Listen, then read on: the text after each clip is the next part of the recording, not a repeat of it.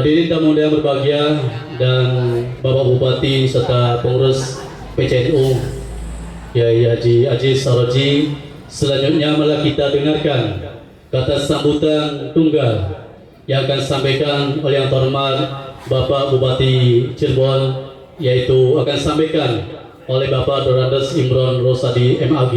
Kepadanya kami perkenankan. Sallu ala Nabi Muhammad.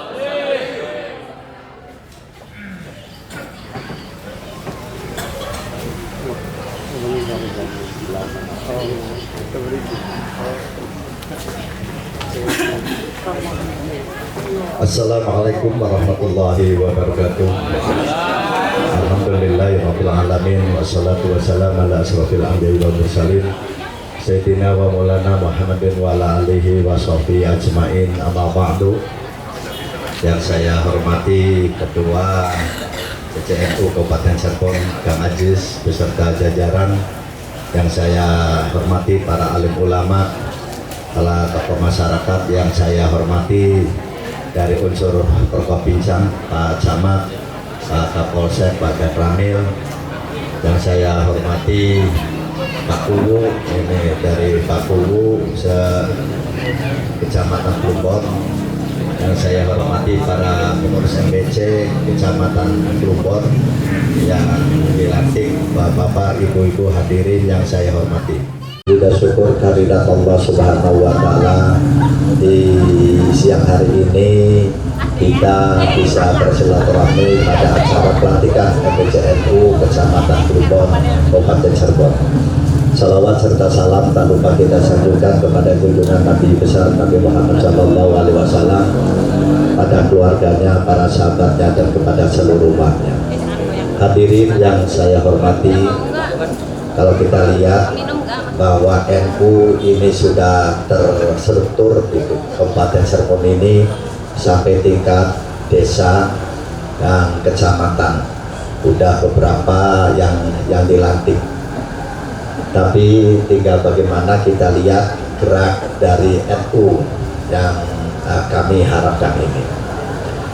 Hadirin yang saya hormati, ini mumpung anak Kang Aziz sebagai ketua PCNU dan nanti MPC, kami berharap bahwa NU sekarang harus ada perubahan di dalam keorganisasian. Pada saat sekarang NU memang organisasi yang baik tentang masalah keagamaan, itu baik itu di daerah sampai ke pusat. Tapi yang perlu tingkatkan sekarang tantangan ke depan. Sebab saya aktif di PMII, saya di Ansor, bahkan saya di NU dari tingkat kabupaten, saya di Bandung, bahkan sampai sekretaris NU di Jawa Barat. Perlu khususnya anak-anak muda, Kang Aziz, ini perlu ada pengkaderan untuk bisa menggali potensi yang ada di daerah-daerah dan juga tantangan. Bahkan kita saat sekarang kita lihat tadi ada lagu keluar Terminal 5. Ini satu tanda bahwa NU dari dulu, NKRI itu sudah harga mati. Tapi sekarang mulai tumbuh, Pak. Mulai tumbuh khususnya di kota-kota besar dan tidak kemungkinan di Kabupaten Cirebon. Memang kalau Indonesia ini, Pak, Indonesia ini adalah negara Pancasila, artinya bukan negara agama, tapi negara beragama. Nah di sinilah, maka di sana ada orang yang bagaimana ngatak-ngatik tentang masalah negara dengan jargon agama, karena paling empuk, Pak. Karena kalau sudah masalah agama digasak-gosok untuk kepentingan, baik kepentingan pribadi, khususnya kepentingan dunia, materi, dan politik, itu sangat empuk sekali. Karena banyak orang yang jadi korban, itu baik orang yang awam, bahkan orang yang pinter. Dalam hal ini pinternya pinter umum, Pak. Sebab banyak saya di Bandung, rekan-rekan saya ada yang jadi dosen S1, S2, ternyata kalau dihadapkan dengan jargon-jargon agama, dia pun tidak ngerti. maka dia banyak yang kena, banyak yang kena.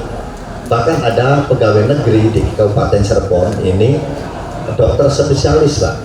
Nah, berarti kan pendidikannya tinggi karena dia mengikuti pengajian, pengajian yang berbeda dengan pengajian yang ada di NU, lalu terhadap NKRI. Nah, ini banyak yang kena juga, banyak yang kalau lagu Pancasila dia tidak boleh, bendera juga hormati bendera merah putih tidak boleh, tapi nah ini di mereka bendera dia itu kayaknya bendera Rasulullah aja. Nah, ini itu tantangan kita di masalah pemahaman keagamaan, karena kebanyakan orang NU sifatnya pasif, Pak. Nah, jadi orang baik ini segala macam.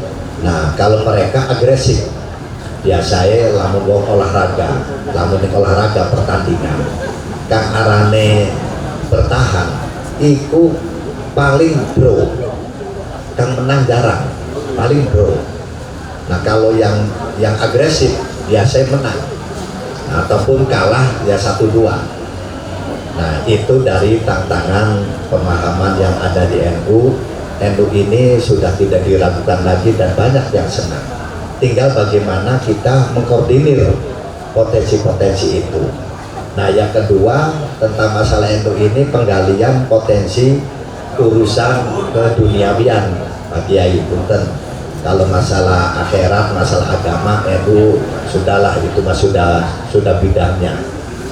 Nah, ini tentang masalah keduniawian, masalah ekonomi. Nah, di NU ini harus perlu ditingkatkan karena pemahaman NU di dalam ekonomi ini banyak penggerak, tapi kurang terkoordinir dan kurang bisa mengambil potensi yang signifikan di dalam percaturan bebas, di dalam kebebasan di Indonesia ini. Jadi sekarang ini Bapak dan Ibu, bahwa Indonesia ini termasuk negara yang terbuka, di Arab pun negara yang terbuka, cuma dia terbukanya sebelah, jadi masih ada yang tertutup juga. Kalau Indonesia terbuka, artinya Indonesia bisa menerima paham apa segala macam, ekonomi pun terbuka termasuk ke anak-anak kita, dan potensinya kita bisa mengetahui dan kita bisa bersaing dengan negara lain dan daerah lain. Dan di Indonesia pun sudah mulai terbuka, Pak, persaingan antara kabupaten, kota, provinsi, antar provinsi, keterbukaan. Kalau dulu Pak, ini adalah top down, bahwa perintah, anggaran, dan kegiatan ini dari atas. Nah, sekarang pemerintah sekarang berubah. Nah, potensi ini kita tumbuh dari bawah. Nah, makanya ini Pak Kuwu ini sekaligus dari pengurus di MBC menggali potensinya.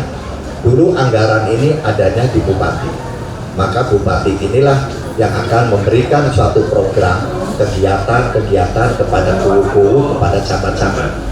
Nah, sekarang mulai dirubah. Sekarang anggaran pun itu dilimpahkan kepada kuwu, pada kuwu-kuwunya, dan kuwu inilah yang bisa menggali potensi yang ada di daerahnya. Ekonominya apa, bahkan dikasih kebebasan untuk bisa menggali potensi baik itu pariwisata, ekonomi, dan segala macam. Nah, inilah kita di negara kita yang sekarang ini, kita harus disiapkan SDM-nya, anak-anak kita, kader-kader kita, dan kita bisa untuk mengisi negara dan bangsa ini demi kemajuan kita, NU, dan negara. Nah, inilah, maka nanti dari NU dan PCNU ini bisa kerjasama dengan pemerintah Kabupaten Cirebon, sebab Kabupaten Cirebon pun terbuka terhadap masyarakat siapapun yang ingin bisa kerjasama di segala bidang yang ada di dinas kami, mau pariwisata, olahraga, pendidikan, ekonomi, koperasi, dan segala macam. Nah, tinggal kalau kita lihat di NU ini semuanya lengkap, semuanya lengkap.